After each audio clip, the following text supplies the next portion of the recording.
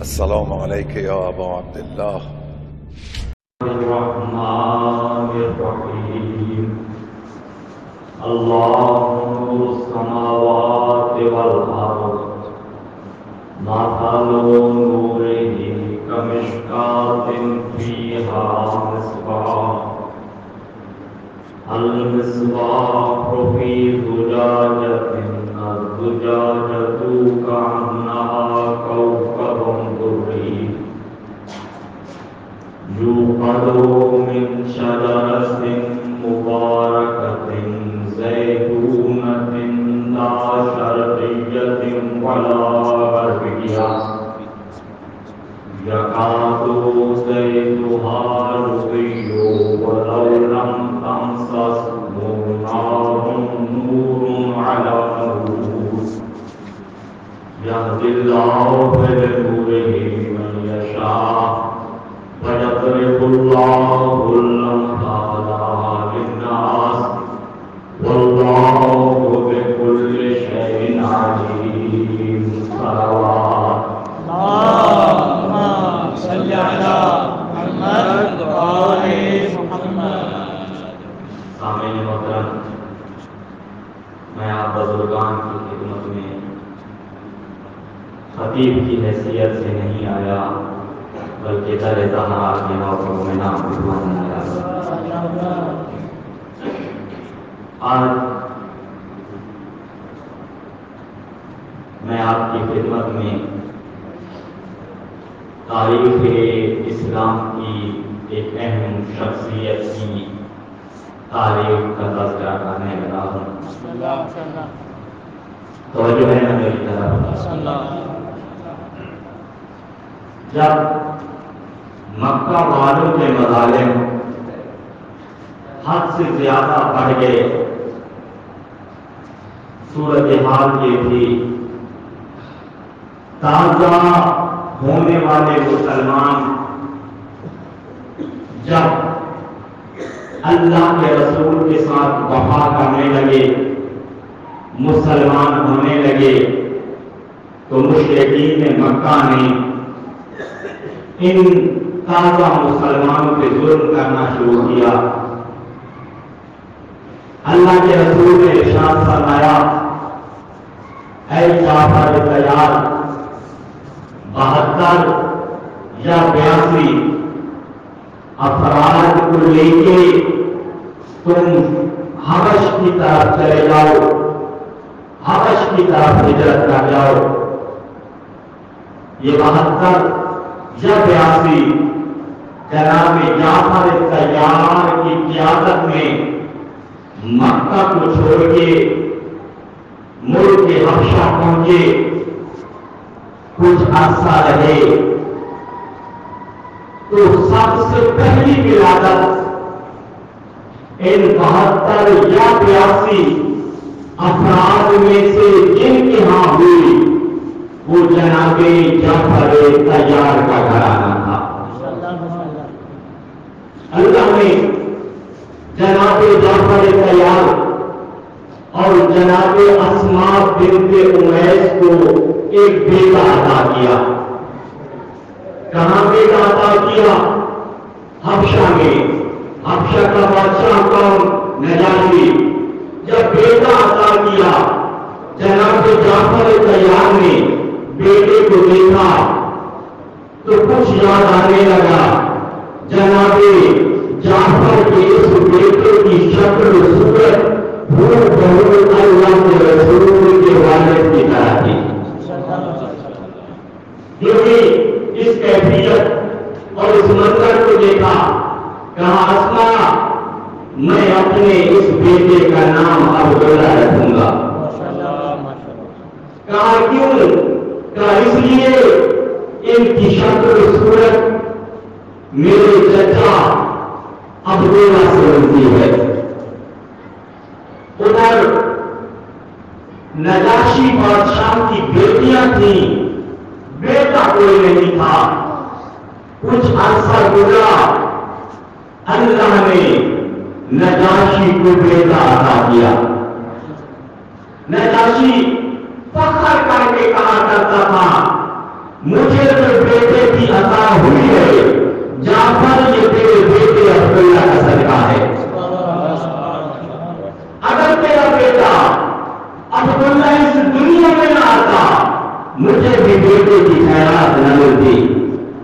اور پھر نجاشی اس جھولے کے پاس آ جاتا جس جھولے میں جناب عبداللہ ہوتے، جناب عبداللہ کے چہرے کو دیکھتے اور ایک جملہ کہتے انی ارا فی وجنات عبداللہ آثار الصحابۃ والسیادہ۔ اے جعفر تیار، میں عبداللہ کے بدنات میں سرداری اور خوش بختی کے آثار دیکھ رہا ہوں۔ بدنات جانتے ہیں کس کو کہتے ہیں؟ یہ رخسار ہوتا ہے نا، رخسار میں جو اوپری ہوئی جگہ ہوتی ہے اس کو عربی میں کہتے ہیں بدنا۔ بدنا کی جمع ہے بدنات۔ تو جو ہی نجاشی جناب عبداللہ کے رخساروں کی اوپری ہوئی جگہ کو دیکھتے تو کہتے مجھے اس میں سرداری اور خوش بختی کے آثار نظر آ رہے ہیں۔ اب اللہ نے نجاشی کو بھی بیٹا عطا کیا، کہا جعفر تیار، کیونکہ مجھے یہ عطا ملی ہے آپ کے بیٹے کے صدقے، تو میں بھی اس کا نام عبداللہ رکھوں گا۔ توجہ ہے نا میری طرف؟ میں یہ تو نہیں کہتا آگے آ جائیں، بس سلام بلند آواز سے پڑھیں۔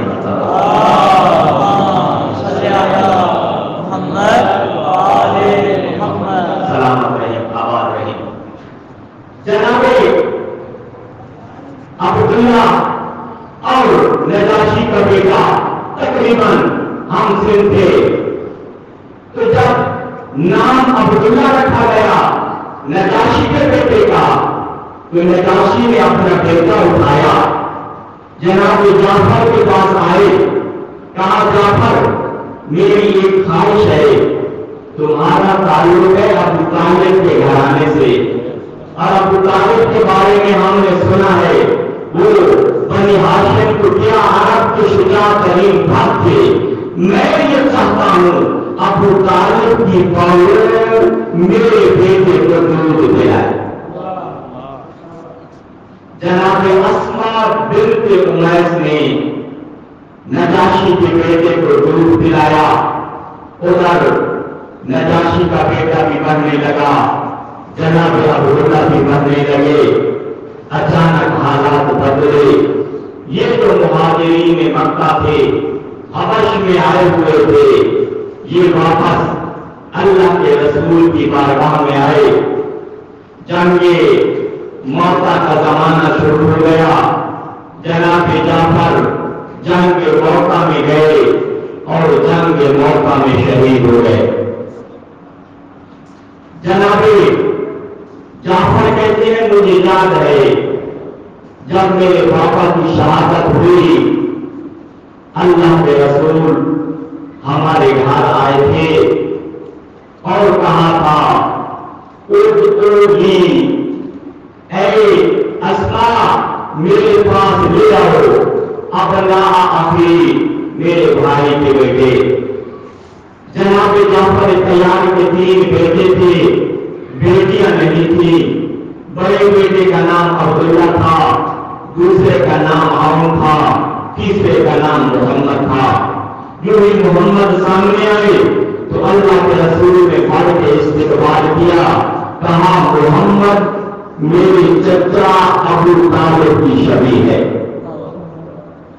جب عون کو دیکھا تو عون کو دیکھتے ہی کہا عون وہ بیٹا جعفر کا جو میری خلقت میں اور میرے خلق میں مشابہ ہے۔ اور جناب عبداللہ کو دیکھا تو جناب عبداللہ کے لیے دعا کی۔ دعا کیا تھی؟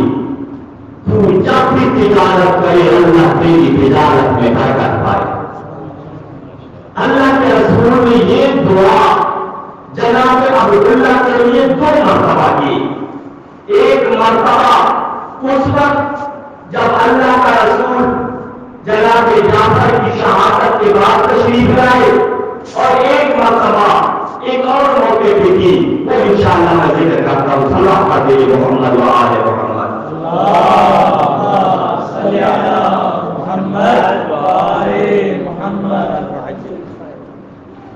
اب اللہ کے رسول نے جناب اسماء کے چہرے کے آثار کو پڑھنا شروع کیا.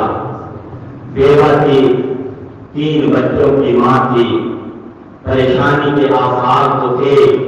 اللہ کے رسول نے بھی دیکھے تو فوراً ایک جملہ کہا اسماء اتخافین علیہم عیلا، اے اسماء تم غریبی اور فقر کی وجہ سے اپنے بچوں کی پرورش کے متعلق پریشان ہو. قسم خدا تاریخ نے لکھا ابھی اسماء کے منہ سے نام نہیں نکلا تھا. اللہ کے رسول نے فرمایا وَعَلَىٰ وَلِيِّهِمْ فِي الدُّنْيَا وَالْآخِرَةِ، اے اسماء تیرے بیٹے کا اور تیرا میں دنیا اور آخرت دونوں میں ولی ہوں. پھر اللہ کا رسول جب بھی سفر پہ جایا کرتا تھا تو اپنے گھرانے کے بچوں سے خصوصی پیار کر کے جایا کرتے تھے. جناب جعفر طیار کے یتیموں کو پیار کر کے جاتے تھے اور جب واپس آیا کرتے تھے تو بھی اپنے گھر کے بچوں سے پیار کرتے تھے. جناب جعفر کے یتیموں سے پیار کرتے تھے. یہ دستور تھا اللہ کے رسول کا. ایک مرتبہ جناب عبداللہ فرماتے ہیں اللہ کے رسول آ رہے تھے، سفر پہ گئے ہوئے تھے، واپس آئے. جب سفر سے واپس پہنچے تو میں نے اللہ کے رسول کا استقبال کیا. اللہ کے رسول نے مجھے اٹھایا، میری سواری کے آگے بٹھایا اور پھر جناب جعفر کہتے ہیں اللہ کے رسول نے اس وقت مجھ سے راز کی باتیں کی تھی اور بعد میں جوانی میں کہا کرتے تھے اللہ کے رسول نے جو مجھے راز کی باتیں بتائی ہیں وہ اس قابل وہی ہے کہ میں عبداللہ اس کو بتا. سلام پاک کے لیے محمد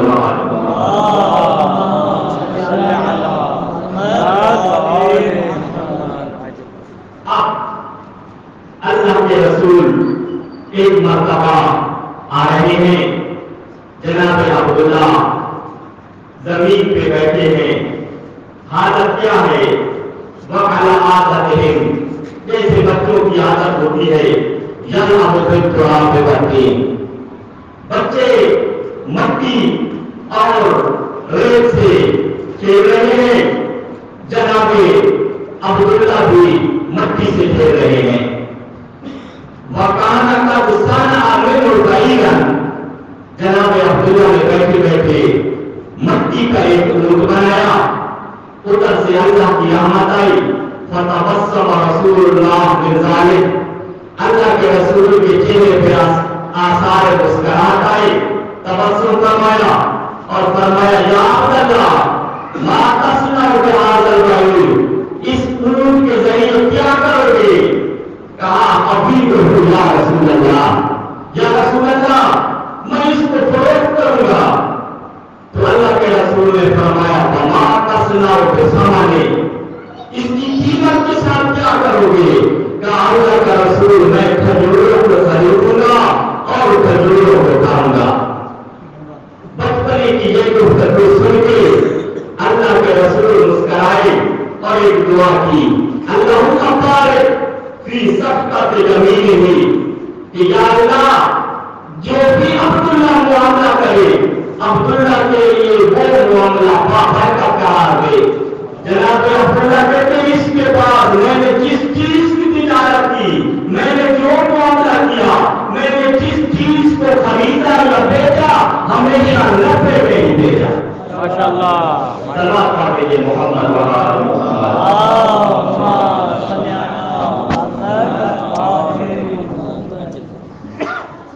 اور یہ نعمت اور سعادت ہوتی ہے.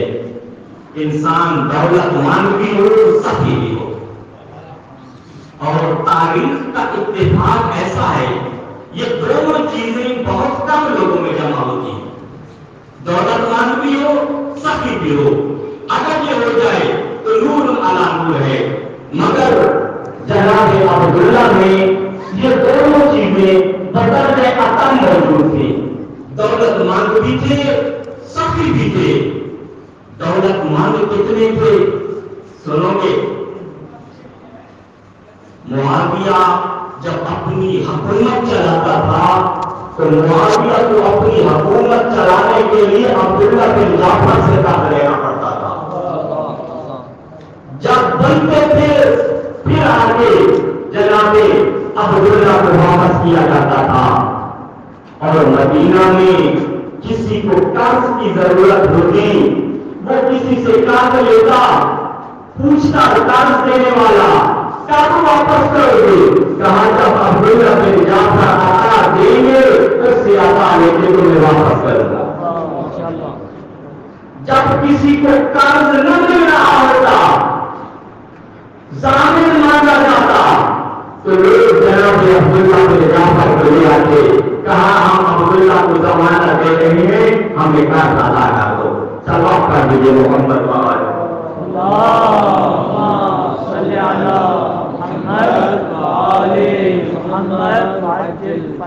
اسی وجہ سے علامہ مجلسی علیہ رحمہ نے بہار الانوار میں عبداللہ بن جعفر کا ایک رقم لکھا ہے. کہا کیا رقم تھا عبداللہ بن جعفر کا؟ وہ بحر الجود، سخاوت کے سمندر کا نام عبداللہ بن جعفر ہے. وہ سخا جس کے ارد گرد سخاوت گھومے اسے عبداللہ بن جعفر کہتے ہیں. اور پھر بعض شعراء نے جناب جعفر کی سخاوت کے متعلق شعر لکھا ہے. شعر تو کافی لکھے ہیں لیکن یہ شعر مجھے بہت پسند آیا جو آپ کی خدمت میں بیان کرنے لگا ہوں. اگر آپ سننا چاہتے تھے سلام کر دیجیے محمد بھائی.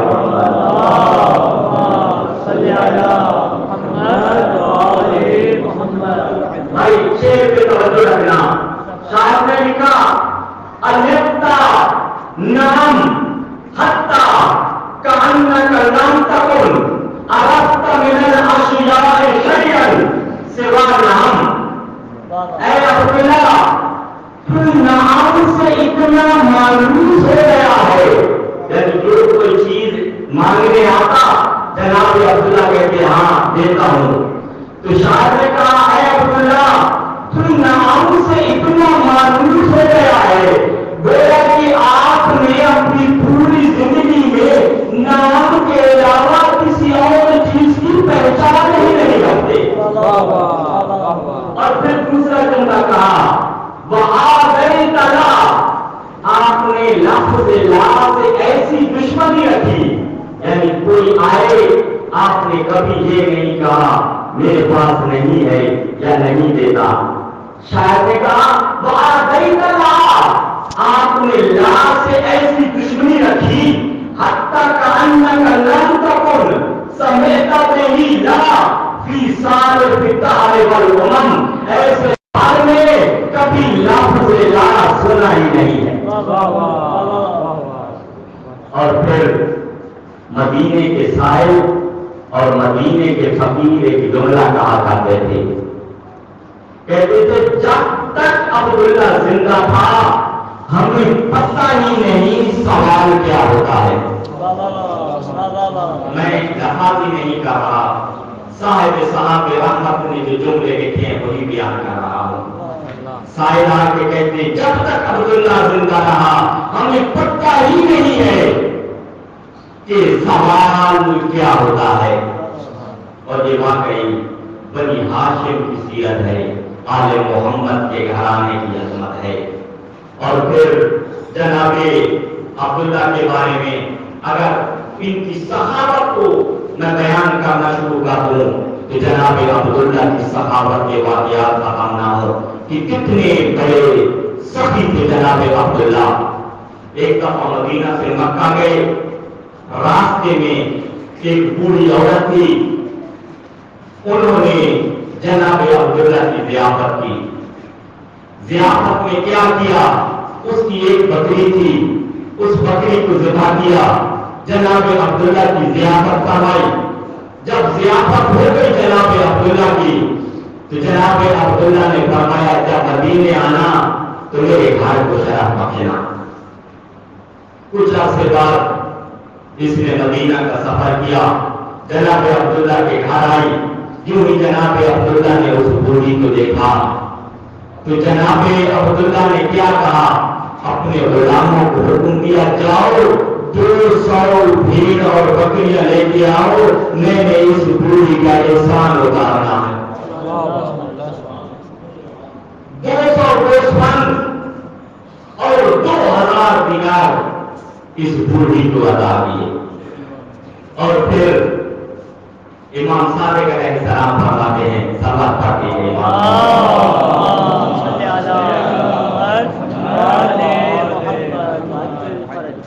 کہاں مسجد نبوی کے دروازے پہ ایک سائل بیٹھا ہے، اتفاق سے عثمان کا گزر ہوتا ہے، وہ سوال کرتا ہے، مسلمان ہو، کھاتے پیتے گھرانے سے ہو، میں نے تو یہ سنا ہے تمہیں غنی کہتے ہیں، کچھ دیتے جاؤ۔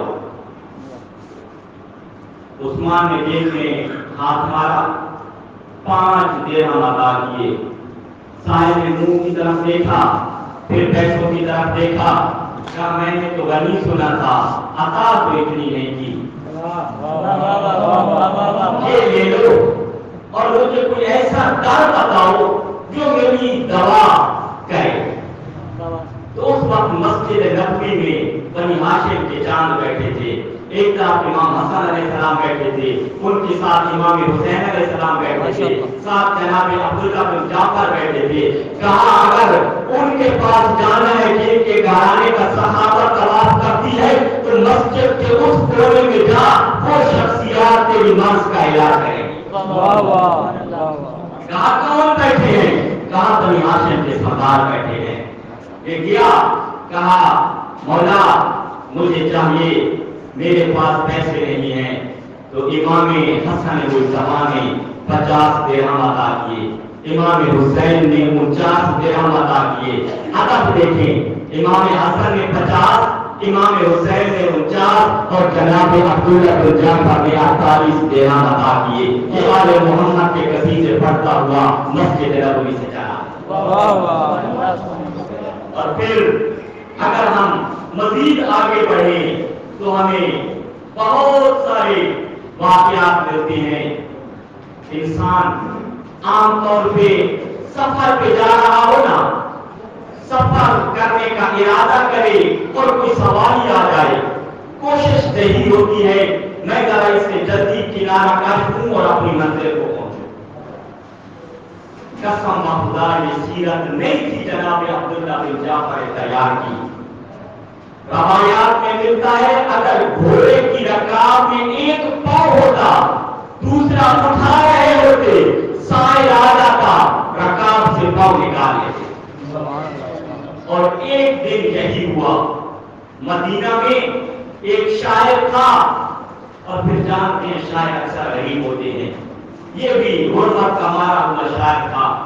جناب عبداللہ کے پاس آیا، صورتحال یہ ہے، ایک پاؤں جناب عبداللہ نے رکاب میں رکھا ہوا تھا، دوسرا پاؤں اٹھا کے گھوڑے کی پشت پہ سوار ہونا چاہتے تھے۔ سائل نے سوال کیا، عبداللہ غریب بھی ہوں، شاعر بھی ہوں، لیکن ہے کچھ نہیں۔ فوراً رکاب سے پاؤں نکالا، جناب عبداللہ کا ایک ناکا ان کے سامنے کھڑا تھا، کہا جلدی کرو، یہ ناکا سامان سمیت لے جاؤ اور اپنی ضروریات کو پورا کرو۔ خالی ناکا نہیں تھی، صاحب یہی سمجھ رہا تھا کہ ناکا ہے تھوڑا بہت سامان ہوگا۔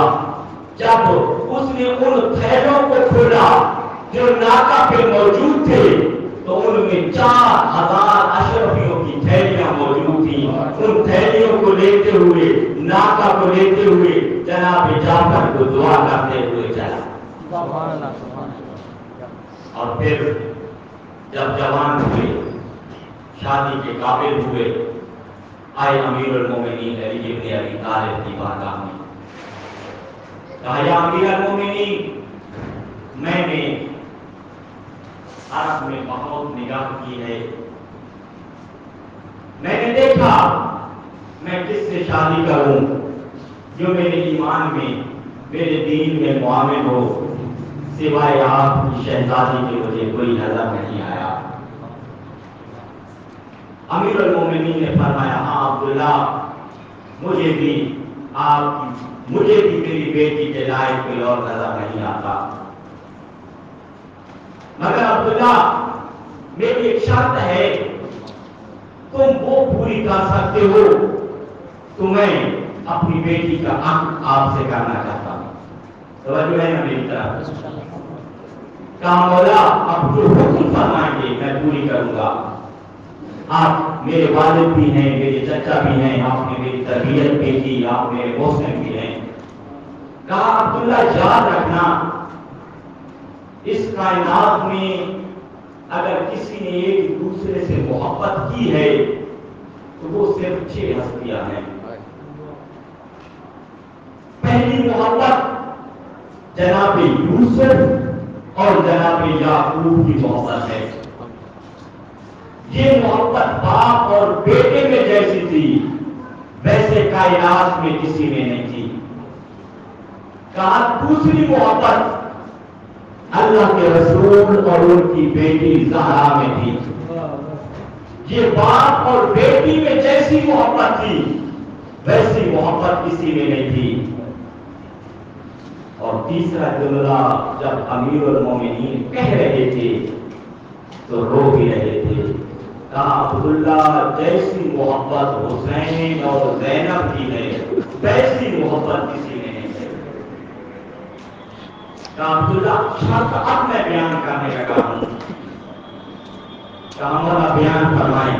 کہا یاد رکھنا عبداللہ جب بھی میری بیٹی سفر کرے گی تو نہیں روکے گا۔ کہا مولا میرا تم سے وعدہ ہے، آپ سے وعدہ کرتا ہوں میں آپ کی شہزادی کو حسین کے ساتھ سفر کرنے سے نہیں روکوں گا۔ امیر المومنین گھر آئے، اپنی شہزادی سے گفتگو فرمائی، جناب عبداللہ اور جناب زینب سلام اللہ علیہ کا عقد ہوا۔ امیر المومنین نے رخصتی سے پہلے ایک دروازہ بنایا تھا، ایک دروازہ جناب عبداللہ بن جعفر کے گھر کا باہر سے کھلتا تھا اور ایک دروازہ امیر المومنین نے اس گھر میں رکھا تھا جو امام حسین علیہ السلام کے گھر میں کھلتا تھا۔ کہا جب تیری زینب چاہے گی حسین کی زیارت کو کسی دروازے سے عبداللہ چلی آئے گی۔ تمہارا کڑیا کو پوچھ فرمائے ایسی محبت کسی میں نہیں تھی جو جناب زینب اور جناب حسین میں تھی۔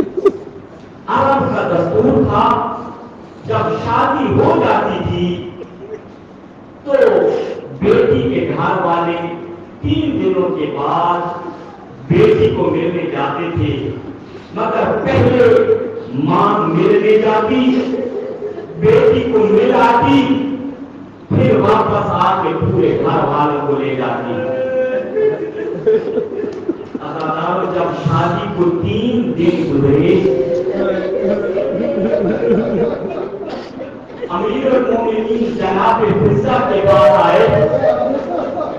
کہا حفصہ جی مولا، کہا جانتے ہو تم ہو زہرا کی کنیز، زہرا کی اولاد تجھے ماں کہتی ہے۔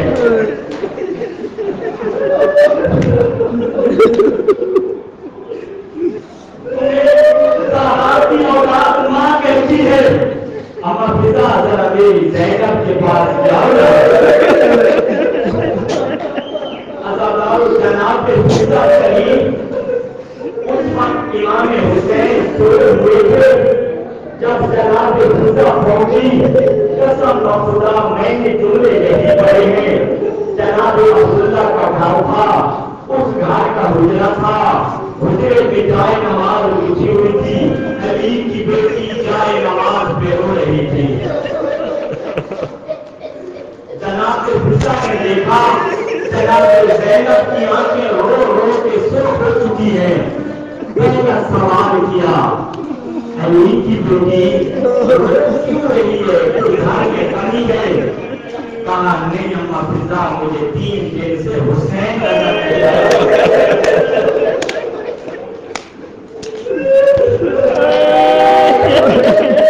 میں نے 3 دن سے اپنے بھائی حسین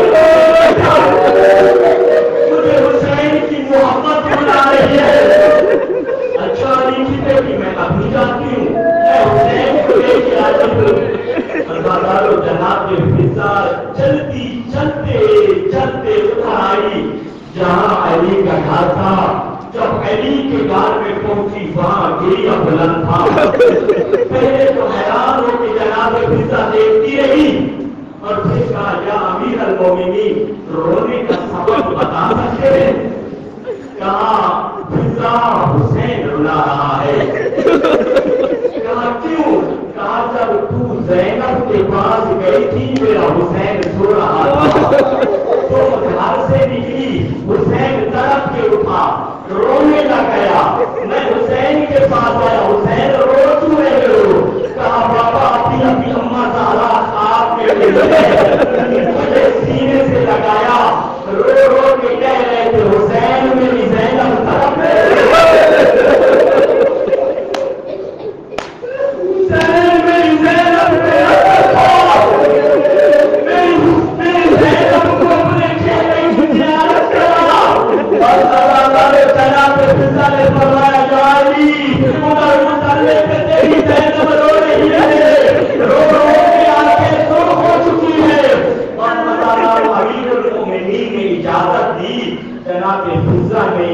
دیکھا اور فرمایا میں نے دیکھا سارے بچے پیچھے پیچھے تھے، حسین آگے دوڑ کے جا رہا تھا۔ جب دوڑ کے گھر پہنچا تو اس وقت جناب زینب سلام اللہ علیہا مصلی پہ سو گئی تھی۔ جو ہی سوئی تو ایک حجرے کے سوراخ سے سورج کی کرنیں آ رہی تھی۔ جو ہی حسین نے دیکھا، کبھی بہن کو دیکھتے ہیں کبھی کرنوں کو دیکھتے ہیں اور کہتے ہیں اے سورج حسین کی زندہ ہو۔ بس ایک مطلب اور ہم یہی آپ سے بہن زینب تھی جہاں میں حلیمہ کا مطلب تھا۔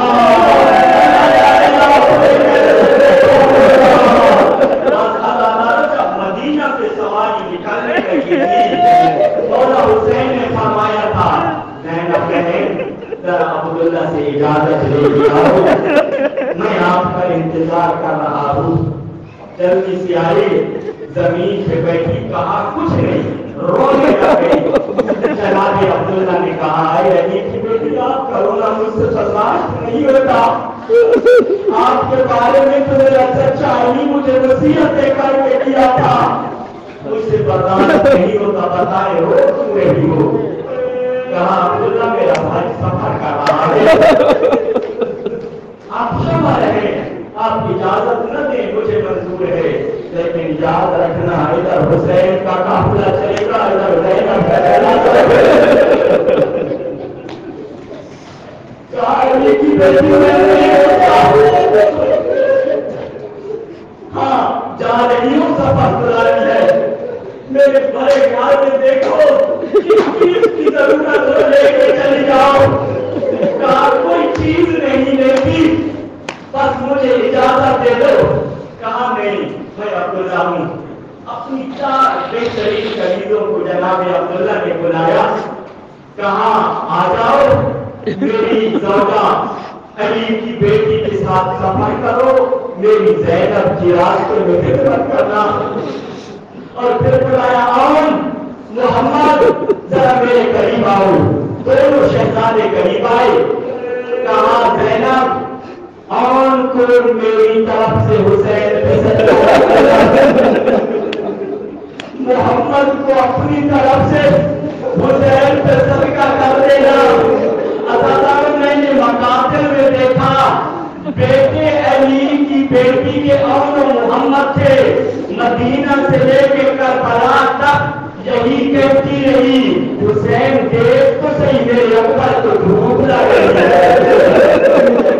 हुसैन देख तो सही मेरे अकबर के बाल हो रहे हैं। जब साल मुहर्रम को पानी बंद हुआ तो कह रही थी, हुसैन देख तो सही प्यार की मदद मेरे अकबर के बस अदादारों से बोल जाती कुर्बानियों का बाजार गर्म हुआ तो पहले पहले अपने बेटों को लेके आई, हुसैन चाहती हूँ मेरी जोड़ी को कुर्बान करो। कासिम का लाश आया ना तलब के कहा, और मोहम्मद अभी जिंदा हो, मेरे भाई हसन की औलाद कुर्बान हो गई, अभी मैं तुम्हें जिंदा हूँ। कहा अम्मा क्या करे, बार बार मामू के पास जाते हैं, मामू इजाजत नहीं देता। कहा मेरे लाल मैं आती हूँ, मैं इजाजत लेती हूँ। अदादारों आई, एक ही बात हुसैन से की, कहा हुसैन आज तक ज़ैनब की हसरत रही है, हुसैन मांगता रहे ज़ैनब देती है। आज ज़ैनब सवारी बन के आई है, मेरे बेटों को इजाजत दे, मेरे बेटे तेरा सदका हो सके। अदादारों बहन की बात हुसैन ने सुनी, जाओ मेरे लाल। अदादारों जनाबे और मोहम्मद मैदान में गए, अदादारों लड़ना शुरू किया, लड़ते लड़ते फुरात पे पहुंचे। अचानक मोहम्मद ने कहा, और भैया अम्मा की वसीयत याद है? हाँ भाई याद है। अम्मा ने कहा था जब फुरात पे पहुंचना पानी न पीना, हुसैन की सकीना प्यासी होगी। अदादारों वापस आए, अचानक जनाबे मोहम्मद का सर गरम करने के लिए एक मरहूम पड़ा, जनाबे और मदद को आए, जनाबे और पे हमला हुआ, दोनों भाई शहीद होते होते मामू को सलाम किया। खुदा से मौला अब्बास को आवाज दे के कहा, आओ जरा मोहम्मद का लाशा उठाए। अदादारों जानते हो बीवियों को कैसे पता चलता जो हमारा शहीद हो गया है? जब कोई जवान घोड़े से गिरता, यजीदी फौज ढोल बजाते, अब जब ढोल से आवाज आई, बीवियों को पता चल गया ज़ैनब के नाम शहीद हो गए। से भरोसा देने के लिए अली की बेटी के पास आए, देखा अली की बेटी ने सर सजदे में रखा हुआ है, तेरा शुक्र है।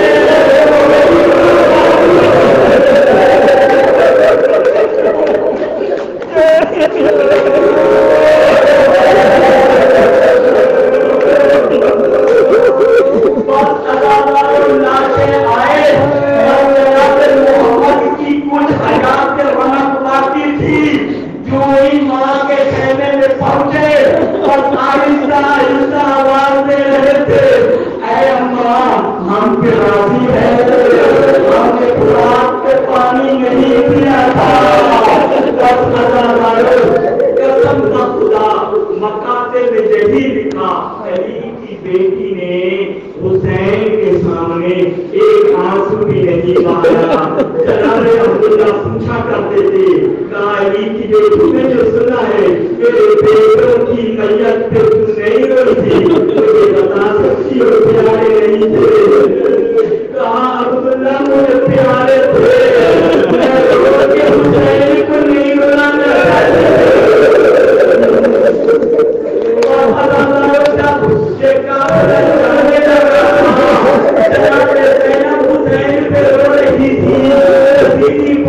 सिपाही ने देखा तो लाशें पड़े हैं,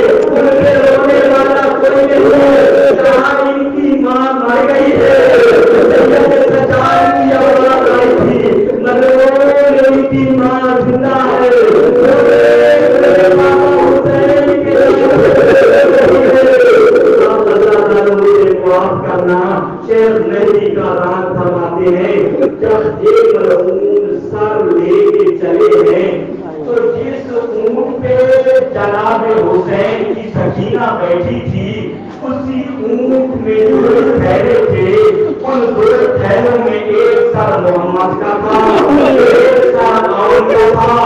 एक मलऊन ऊंटों को नेज़े की नोक चुराता था, ऊंट दौड़ते थे, अचानक एक भाई का सर जमीन पे गिरा, जनाब सकीना की आवाज आई, फूफी अम्मा, एक भाई का सर जमीन पे गिर रहा हूँ, वो अपने बेटे का सर उठाओ, माफ करना, इधर अली की बेटी उतरी, उधर से शिमर उतरा, शिमर आया, जानते हो शिमर ने क्या किया? सारा यार बोलो मेरे